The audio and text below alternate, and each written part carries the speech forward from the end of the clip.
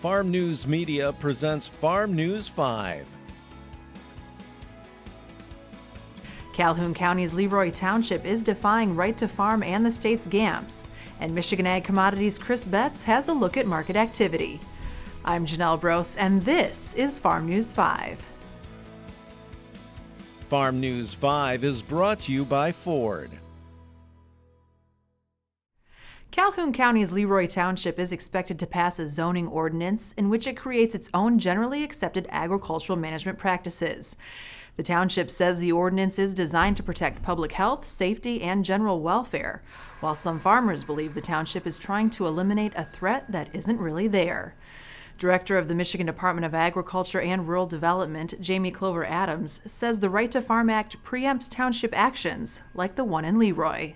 The act is fairly clear about who has the authority to make siting decisions, and that the legislature preempted local government and gave that authority and responsibility to the state of Michigan. And when you look at the LeRoy Township ordinance, it's pretty clear on its face. It sets stocking densities. It sets about that there is a special power given to the zoning administrator, and that power is given to the state. It talks about certified CNMPs. The GAAMP under the Right to Farm Act requires a CNMP. There is no such thing as a certified CNMP. And the list goes on. And in essence, the township has decided that they are going to create a regulatory scheme for modern agriculture. And the statute's clear that that responsibility is given to the state.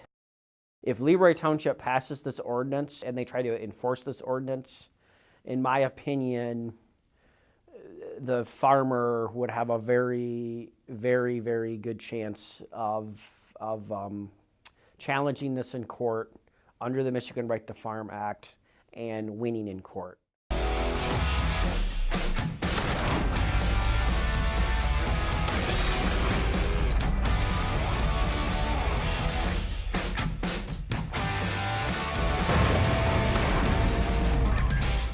Increased activity during fall harvest all too often comes with an increase of on-farm accidents. Power takeoff injuries are common on a farm, with most occurring when clothing and/or limbs are entangled in the rotating PTO shaft. Among other things, Michigan Farm Bureau reminds you to make sure the PTO lever is in the off or disengaged position before starting an engine. They also remind you to keep safety shields in place when using a PTO, never attempt to remove debris near an operating PTO shaft, and always wear belted or relatively tight clothing when working around moving parts. If you farm and have been injured, have a disability, illness, or aging condition, Michigan AgriAbility provides services to farmers to assist in accomplishing their tasks. Visit michiganagriability.org for more information.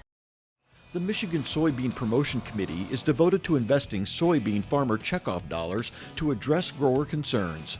We focus our efforts on production research, market development, and outreach.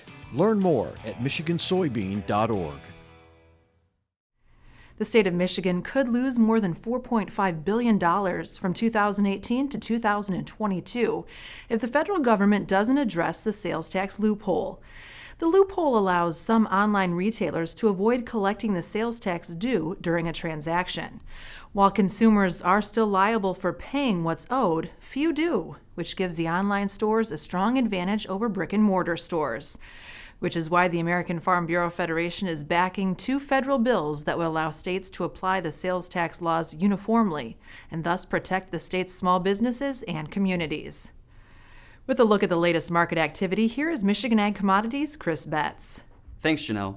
Soybeans dominated headlines at the end of the week after the USDA decreased their yield estimate Thursday to 49.5 bushels per acre. Pre-report estimates were calling for a marginal increase. Soybeans rallied after the report release to close up 27 cents Thursday. U.S. production was conveniently left unchanged by the USDA, with an increase in harvested acres offsetting the yield decrease. A reduction to 17-18 ending stocks reflects a firm export pace to start the marketing year. Fundamentally, WASDE was bearish corn, with U.S. production increased to 14.28 billion bushels, and U.S. ending stocks also being adjusted higher for 17-18. The USDA pegged U.S. corn yield at 171.8 BPA versus 169.9 in their September estimate. The story in wheat remains the same. There's a lot of it, as reflected in the USDA's increased world ending stocks estimate. I'm Chris Betz for Michigan Agricultural Commodities. For more market information, go to michag.com. For more news and video, visit MichiganFarmNews.com. With Farm News 5, I'm Janelle Brose. Have a great week of farming.